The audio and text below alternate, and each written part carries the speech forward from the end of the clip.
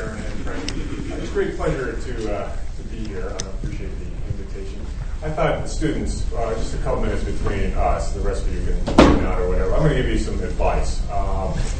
And this is advice that I give to staff who will come to me periodically and say, John, I'm thinking about getting a Ph.D. Let's talk, tell me about it. Is it worth doing? What's it take? And all that stuff. And I realize not all of you are pursuing your Ph.D., but should you do, I'm going to give you a piece of advice here. And I tell these folks who come to visit me, there's really two ways to get one. One is you can be really smart. And I say to the person sitting across from me, that ain't you and that ain't me. Okay? Option A doesn't work for you. Option B is you can do what I did. This is at the University of Minnesota, and where I finished up about close to 21 years ago. I wrote the 467-page dissertation. I mean, this monster. It was nothing but drivel. So the advice to you, here's what you do. You start whenever you're going to start, and just start writing. It doesn't have to be coherent. You start writing till your hands cramp up, go home, get your hand, put them in a bath, hot water, you have things. So you just start writing. Now, what you also got to do is put about 100 references. Doesn't matter whether they're relevant or not. Okay? And you need something on the order of 20 graphs and tables. Correlations, good things going up, bad things going down, that kind of stuff. Sprinkle them around, label them, etc. So you've got this thing, it's a moose, and it stinks. And you give it to your committee. Now your committee's going to read this thing, because we're supposed to, and they're going, and they're redlining this and commenting that, etc. And you go about 2 weeks later, you say, well, what'd you think? And they're saying, well, it needs some work, which is euphemism for this sucked. So you say, thank you very much for your comments. I look forward to that. And what you do is that for 6 months, you don't do anything. You play golf, you watch I Love Lucy reruns, whatever in the world you want to do, but it got to be at least 6 months, okay? Then you add about 5 more references, 10 more pages of gibberish, and about 3 or 4 more graphs, just sprinkle them in there, and you reprint it, and you give it to them. They're not going to read it again. So I ask you, did you do all the things I talked about? I said, you did all the things you talked about. In fact, if you want to read it, you can find it. Oh, I'm sure I trust you this year. That's all you got to do. Is you just outlast them. Is the question. About a decade ago, I went back to the University of Minnesota to give a talk, and there were a room full of students there, and they dedicated a library, a School of Public Health University's library, and there was this really very beautiful case. Glass case, mahogany, lights on it, etc. And this is a program that was about 30 years old, so there were pictures of students and this, that, and the other from the 30-year program. In the middle of this case was my dissertation on lights.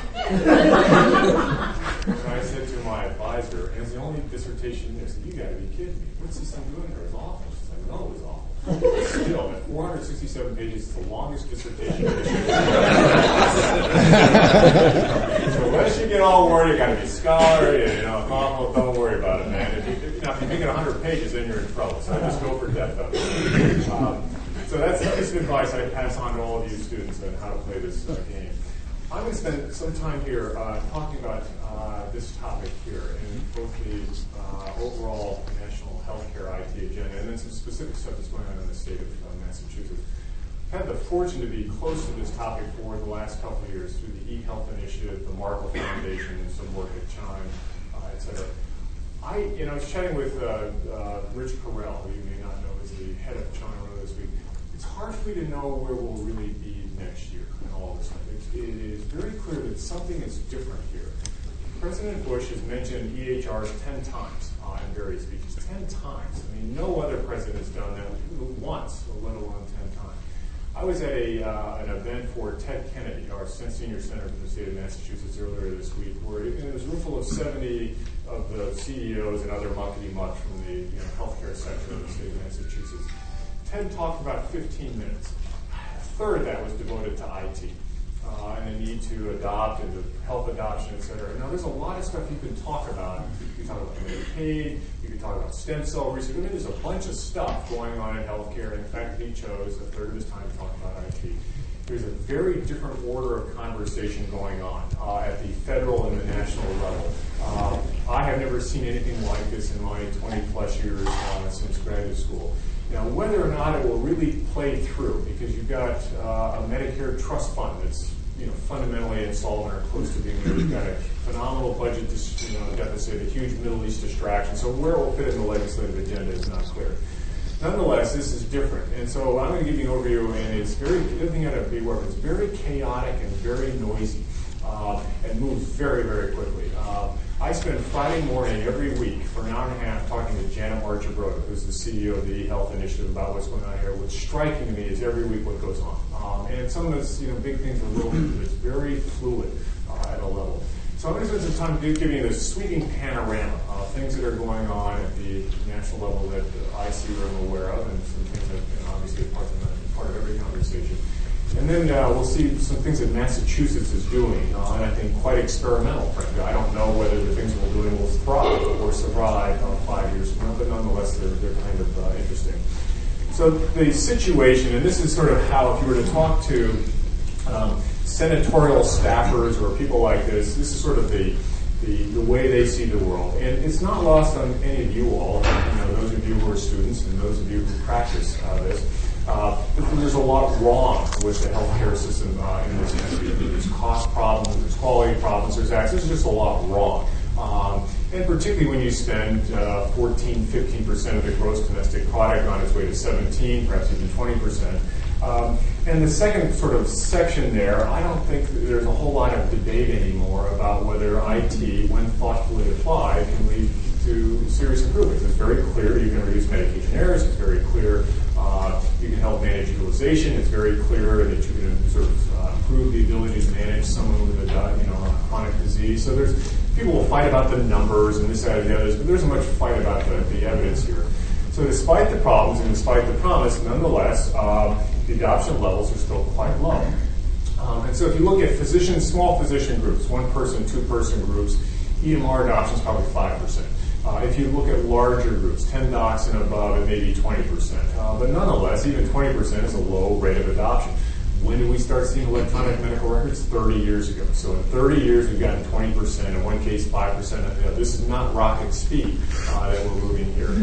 Recent data on CPOE says, maybe on the order of 17% of the hospitals have some form of CPOE. It gets really hard to figure out whether the docs are really using it or not using it, but nonetheless, it's sort of well along to being counted. The adoption rates are low, and a whole bunch of reasons that are familiar to all of you.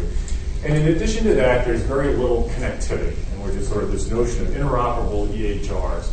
Great example is in our backyard. In the Longwood Medical area, sort of south part of the city of Boston, there's all kinds of Brigham and Women's Hospital, Beth Israel Deaconess, Dana-Farber Cancer Institute. We took once the MPI, Master Patient Index, between the Beth Israel Deaconess and crosswalked it with the Brigham and Women's Hospital. These hospitals are separated by 100 yards, and that's sort of the shortness of it. 38% overlap between those two. How about that? Now, to what degree, if you're sitting at the BID, can you get Brigham in? Not at all. I mean, we make it, it just doesn't happen. We have a neonatal intensive care unit at the Brigham. We discharge people to Children's Hospital, also across the street. So even where it's 100 yards, let alone a broader geography, the sharing of data isn't occurring. And there's enough data that suggests that causes unnecessary testing and makes for mistakes and a variety of stuff. So we all know that it's helpful, but nonetheless, it isn't where it needs to be. Now that's led, and if you had to summarize the sort of national agenda, this is the sort of one slide that does it. And what's its intent? The intent is to accelerate the adoption. However that's done, and we'll talk about different ways that that's being attempted, is to take 5%, 20%, 15%, and cause it to be bigger numbers. Now, David Brailer has said he thinks that'll get done in 10 years. I think that's not going to happen. I think 20 years is a more realistic thing, and we can talk about why. But nonetheless, even 20 years would be a lot more progress than we've done in the last 30. So in addition to that, of sort of causing, or however you can do that, an individual doctor or to say, I'm going to sign up for the EMR. And you all know that that's a rough proposition. I mean, on average, it depends on whose numbers you believe here, but if you take the fixed upfront cost of the EMR, spread it over 5 years, throw in the ongoing cost, it's probably in the general neighborhood, median is about $12,000 per doc per annum. That's what you're in for. Now, how much practice efficiency can you get there? Data suggests about $2,000 per doc per annum. So you got a $10,000 gap in your income. and you throw on sort of 3 months of chaos while you deal with this stuff, and productivity drops 20%, a lot of crabby people, and nobody likes to have 3 months of crabby people, but you also take possibly a 20% income drop on top of the 10 grand income hit that goes on this stuff. And that's the proposition. And no wonder when you're like Frank, or you're like me, and you go in and say, I got a deal for you. You're going to take an income hit, you're going to put up with hell, and that's the idea I've got for you. And this is a loser idea that's going to go on here. So however we fix that, because right now a lot of things are working on that. The second is to create interoperability, and there used to be a term called NHII, National Healthcare Information Infrastructure. That's passé. If you're still using it, stop it. You'll look passé like you're not hip anymore. So you got to be using NHIN as a sort of term du jour on this thing. Now, recognizing is sort of creating that, technically creating that, et cetera, is this notion of RIOs. And RIOs fundamentally are Regional Health Information Organization. And best you can tell, people say there's probably about 200 that would be needed in this country. And so there's 200 of these things, but what do they do? Two things. One is if you're a doc at Partners and you're one of our community docs, you say, I still want an electronic medical record despite the dismal picture you just painted. I can help you. I mean, I can help you sort through vendors, I can help you implement it, I can support you in a variety of things like that. But if you're unaffiliated, you're all by your lonesome, where do you go to get guidance on which vendors to choose, how do I get support, how do I look at my processes, et cetera? You have no way of doing that. And so that's one of the things that you do. Just take care of people who have who don't have an access to a Frank Clark or a John Glaser or any one of our colleagues. The second is this regional integration. So who convenes the region and says, let's connect? And what does that mean? And who pays for it? And how do we do trading agreements and all that other stuff? So it is to do that. And then the fourth, which I frankly think is the crux of this thing, and we'll get back to this, is this notion of incentives, is to work the incentives such that people will say, I'm going to divert scarce time and energy and alter my IT agenda that might be going on in my hospital or my practice to go off and do this. And then last but not least is to round out necessary standards. So that's the intent. So if you take the first slide, this would be the intent. Now, what I thought I'd do in the next couple of slides is sort of where are things at this point. Some of which you know, or I just told you. We also have, in addition to that, David Brailer is a very smart guy, very sophisticated guy. By the way, OnChit is also now passé, so it's the Office of the National Coordinator. I'm trying to keep you guys happy, people here, et cetera. And I frequently am not a happening guy. So I'm really badly colorblind. So what I wind up wearing is this stuff. Orange, blue suit, white shirt, blue tie, wingtips. You cannot fail with this one. So I'm anything other than hip. Nonetheless, there is, in addition to that, was a legislation last year. There will be more this year by the folks that you see here. A lot of it on loans, sort of interest-free loans. The docs who want to go out and buy this stuff using a loan. Some related to reimbursement directly from CMS, and we'll get to that in a second. And others having to do with sort of funding research to really understand what it takes to build these things and how well they do. There's this wide range of state initiatives that are going on here, and they range from Jeb Bush in Florida convening sort of a moving road show, talking to various communities, trying to understand, drum up support, to one of my favorites, Admiral Bob in Nebraska. I don't actually know Admiral Bob's last name, but Admiral Bob is real. And Admiral Bob was an admiral, and Admiral Bob is now retired and grew up in Nebraska. I don't know how Admiral Bob made a lot of money, but Admiral Bob made a hell of a lot of money. So he's actually giving $70 million to the state of Nebraska to construct portable personal health records across the state. Pretty damn neat. I think he's a neat guy. I mean, he's just this really neat guy. And so it's a state initiative, but not everybody's got Admiral Bob walking around along these lines. Hawaii, a very progressive state in many ways, but also small number of providers, small population, is literally wiring up all the providers in the state of Hawaii to go off and to do things. And then there are other discussions underway. New York, which has a phenomenal problem. How do you sort of integrate New York City? You've got to be kidding me. It's just so big and messy.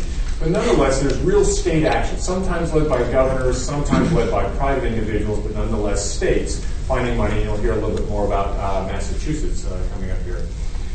One of these, and you may have seen this is the federal framework that David Brailer issued back in July of last year, a big event that went on the Healthcare IT Summit was held. And I think it's actually a very thoughtful framework of the things that need to get done. And really the focus is on the first two of the four larger bullets here. Getting incentives, reducing risk. And reducing risk meaning that if you're a doc by yourself going out to buy one, how do you know you're not going to make a bad choice? You know, wind up with this really lousy technology from somebody who's going to go south on you. And then there's other stuff about, and a lot of the focus on that middle one of creating this regional collaboration and establishing a health information network. So this has been the statement and the guide for a lot of federal activity, although not a lot of money moving in this direction, although we'll talk about that in just a second here. So where the feds are, if I had to characterize the federal activity, there's really two forms of it now. One is the bully pulpit, and what's striking to me, and I'm not used to federal circles, is the enormous power of the bully pulpit of the federal government. You know, when Bush says something or Glaser says something, industries start moving. When you get voted the most powerful person in healthcare by modern healthcare, things start moving. So just beating a message over and over and over again actually causes action. Boards say, what are we doing about this, et cetera. So there's a role of bully pulpit. The second role, at least here, and sort of the incentives, is doing a lot of legislation. And we'll see how that fares. It's hard to tell now. There'll be a lot of committee hearings through the spring with real live votes occurring in the fall. So that's where the federal stuff here. Incentives is actually quite vibrant here. We'll look at the Bridges to Excellence program in the next slide, but there are non-trivial employer initiatives. What's interesting to me is you take Fortune 100 companies, you know, GE, IBM, Procter & Gamble, Verizon, seriously big companies, and they self-insure, and they are aware of the health benefit costs of people having medical errors that they shouldn't have, or redundant testing, et cetera, and they're all being driven nuts by the healthcare costs. You probably heard the analog that it costs more to insure a car. The average cost of stealing a car is less than the cost of health insurance of the employees to make the car. So there's very serious employer activity here with a lot of experimentation. In fact, there is a study, it hasn't been published yet, that the eHealth Initiative is doing, that there are 50 major private sector experiments on all this kind of stuff. So there's real action on the part of the employers. Give you one of the reasons that the incentives are being done here. And this was some studies that were done by a group in the IS Department of Departments of Healthcare, the Center for IT Leadership, which is run by a guy named Blackrick Middleton. One of the things it says, if you look at $1 of economic value that accrues by putting in sophisticated clinical systems, so the EMR with decision support type stuff. So $1 of economic value, and of the economic value, you can put real live dollars on reduction in errors, because there's a hospitalization avoided or a trip to the emergency room avoided. You can put real live dollars on staying on formulary, or doing generics rather than brand name drugs. And you can do real live dollars on avoided radiology tests. Study we did, 12% of the expensive radiology modalities ordered in the outpatient setting, so this is MR, CT, stuff like that, are the wrong modality. I mean, it's just for given the clinical indication, wrong modality. But anyway, for all $1 of economic value, 89 cents accrues to somebody other than the provider. So it's the employer, it's the payer, it might be you and me. And 11 cents goes back to the doc. These guys get that. They get how to deal with that, and we'll come back to a slide in a second which shows their major quandary. But nonetheless, real live experiments on these things. The Bridges to Excellence program, which we'll see this in a second, which actually rewards if you use HIT for GE employees. If you're taking care of a GE employee, you get a certain amount from GE if you're doing this stuff. For some of our docs in the North Shore of Boston, which is right near a GE aircraft plant, so there's a lot of GE employees here, will make on average $15 grand a year if they do the GE program. That's a serious amount of money and will cause tilt. So a lot of incentive work. We'll come back to the Blue Cross Blue Shield of Massachusetts a little bit later on. The eHealth Initiative refers to a group of employers, the senior HR people who get together quarterly to talk about wage health, what are you doing and how's it working, et cetera.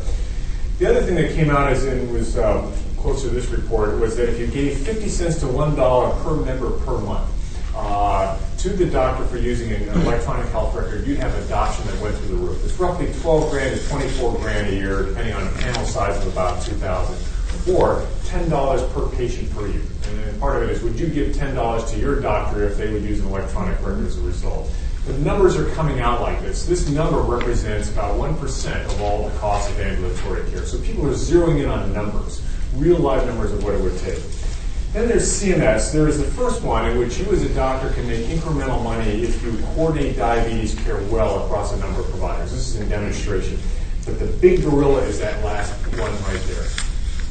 what Medicare has done is that if for the fee that you as a physician will receive for Medicare payments, for 4 straight years, that fee is reduced by 5% every year for 4 straight years. So if you, and I think we're in year 2 of this thing. So at the end of the 4 years, the amount of money you make treating a Medicare patient is down 31%. This is not happy for the medical profession. The AMA and all kinds of other people are nuts about this thing, and they're rightly so. What Mark McClellan and the folks at CMS are working on is the proposal that says if you adopt healthcare IT, that reduction does not occur to you. In fact, you're flat. So rather than being reduced 31%, you stay flat. Now, flat may still be not what you had in mind because inflation is occurring, but it is a result of a movement of money into your pocket. If Medicare moves that way, which it may very well in here, then this thing, rather than being one of these transient or possibly transient, is here to stay as a result of that. So that becomes actually the big deal to watch here, is to the degree that Medicare actually moves money because of their, both the number of people they take care of, but also the degree that other insurers watch them. If Medicare does it, there's a legitimization that occurs across a range of folks going here. This is the Bridges to Excellence example. You may know this, but I thought I'd share this with you. They have 3 modules. One module, Physician Office Link, which says you have to have an EMR or certain classes of decision support, and you use put your meds in the med list and your problems in the problem list, but you have to demonstrate that you have it and you're using it a certain way. Similarly, if you've made certain performance targets on taking care of diabetics or taking care of people with cardiovascular disease, that's another way you get credit. To do those 3, they believe you need some level of HIT, Health Information Technology, their term.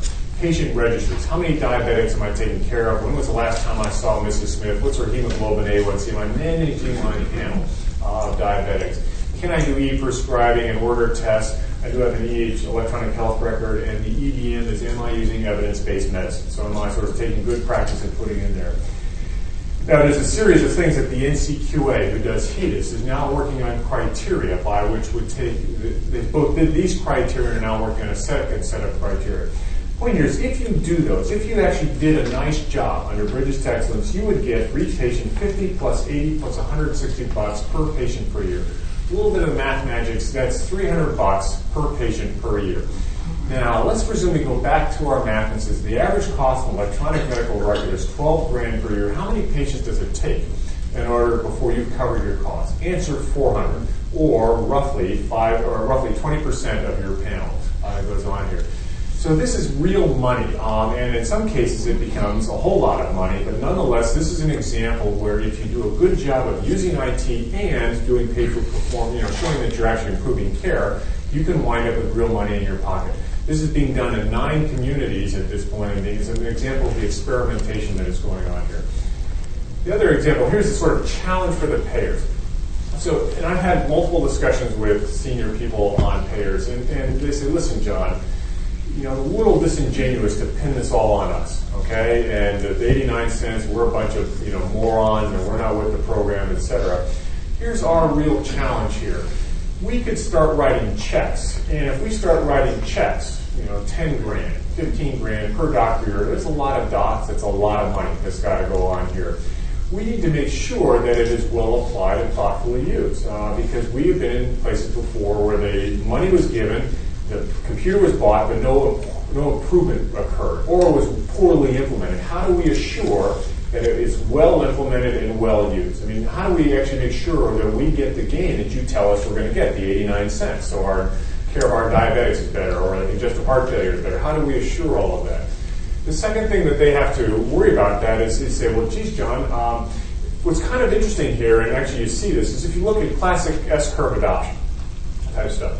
Down here are the physicians who will adopt anything if electrons are moving in it. You know what I'm talking about here. So just, the gizmo du jour, and that's all that it takes here. You've got another percent here, and I don't, maybe this is 5%. I don't really know what it is. You've got another 5% up here, which it doesn't matter what you do, they're going to outlast you. And so we actually have in our scorecard about how well we're moving with our EMR, the list of people who we hope will retire or die soon, because they're just not going to happen on our thing.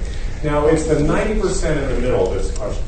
And Brailer actually calls this sort of one is this first big chunk. So we got the early adopters, we got this chunk here. These are people who are on the fence and just need an indication of which way the wind is blowing, and they'll move. Slowly but surely, they will move in that regard. And then you've got the other one here, which need a lot of evidence, big, hard ROI. These guys say, how do I know that it really will take 10 grand? Maybe 5 grand will do it. Good question. Maybe 5 grand causes this to start moving, and you get sort of the snowball effect that brings in everybody sooner or later. So they're unsure, what's the amount really, and how do I make sure I get the results that I want? And in fact, if we go back, I don't know how to do that without messing this thing up. So you may have seen the WellPoint giveaway. You know, where WellPoint gave out $40 million worth of IT stuff, PC and PDA. And frankly, I think one of the most ill-conceived moves that ever existed. Because people, all the docs who got a 1099 afterwards because they got a gift. Now I've been all out of shape. But it was just throwing technology over the transit, and nothing happened. So people took PCs, wired up their kit, PDAs, did a bunch of other things. So they're trying to wrestle with, do I pay for HIT? In other words, pay you for show me the receipt, show me that you use it. Or do I want to pay for outcomes? Or do I want to pay for both? So this is the big quandary here. One of the reasons that I think it will take longer than 10 years is that those who are paying will need time to experiment and to learn from their experiments. They're not going to start writing a whole bunch of checks without some guarantee or some proof that this is all going to move reasonably well. Another thing on RIOs, what's being done here? This is the on-chip. There's an RFI that went out back in January for about a national health information network. And this is how would you put together this national health information? How technically would you do it? How would you deal with the issue of identifying a patient? Because there are no medical record numbers, and no one's going to use the Social Security number. So how would you identify Mrs. Smith in the course of all of Mrs. Smith? With initiative technology, there's a lot of discussion about how would you put together these regional organizations. What would you do? They got 500 responses to that. Listen to this URL, just to the degree you want to go look at a response. This is actually a very thoughtful response that came through. This was done under the leadership of the Markle Foundation, and it had people from HIMSS and CHIME and AHIMA, the eHealth Initiative, and a bunch of folks who came together to put this thing together. But so far, the federal government is looking at all this stuff, and later in March is expected to come out with its interpretation and its digest of all this stuff. And that will really be the first form of sort of real, more concrete than we've had today, guidance about what the federal government thinks really ought to happen in the formation of these regional organizations. There have been experiments along the way. The eHealth Initiative has funded 9 communities, Boston being one.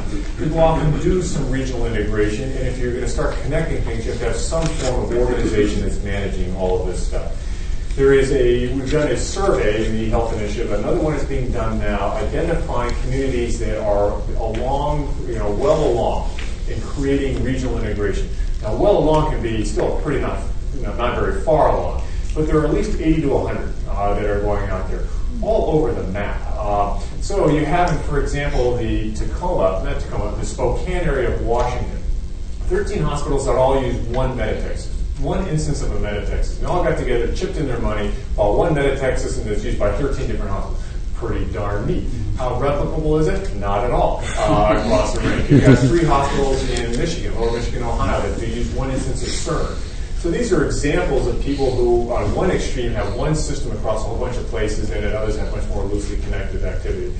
If you ever wind up with the opportunity, and if you're sort of into this kind of stuff, the eHealth Initiative, and I'm actually the head of their boards. I don't want to over-promote it, but nonetheless, they're doing interesting work here. Is to go to one of their connecting communities where they bring lots of communities, generally about 45 to 50 communities from all across the country, come together and talk about this. It's just really interesting to see what they talk about and where they are and all this stuff. So the other thing I'll point down here is the QIO. If you go back to one of the things that has to happen is how do you help the doc who's independent deal with all this stuff? And how do you organize the region? 4 states, California, Utah, Arkansas, and Massachusetts, were given $1 billion each. The QIO, Quality Improvement Organization, given $1 billion each to help set up the mechanism whereby you help these doctors make these decisions about what to buy, how to integrate it, et cetera. That's a lot of money. Now, if you're a QIO, and generally what they'll do is they'll look at data and look for quality problems and periodically do audits. They don't have a clue what to do. They have never done this stuff before. So a lot of conversations about how many people do you hire, what kind of people do you hire, what should you do, and a variety of things. So they're learning how to deal with it, but nonetheless early forms of this. And then there's some other state grants that are going on here. So very early forming of this real discussion with nobody really knowing how to make them work. About 100 embryonic examples, incredibly diverse examples that are existing, with some money beginning to flow into this thing. Work on standards. There is a federal commission on systemic interoperability. This is being run by a guy named Scott Wallace, who is the head of the National Alliance for Health Information Technology. And its job is really to advise David Graeler on standards. What standards are missing, which ones need to be created, should they be voluntary, should they be not. The next one here is a group created by HIMSS, working with AHIMA and also NAHID, which is going to certify electronic medical records. And so it's going to pass a seal of approval. And now one of the reasons you want to do that is if you're a doc and you're nervous about this stuff, you want to see the seal of approval. That in fact I'm going to get a reasonable product here. Certainly if you're a payer and you're going to pay somebody for an EMR, you want to make sure that in fact you've got sort of a good housekeeping seal of approval that this is worth paying for, et cetera. For those of us in academic health centers, this is going to be an interesting problem because we have more than one system developed by a very smart doc, which they love immensely, and yet will not be reimbursable.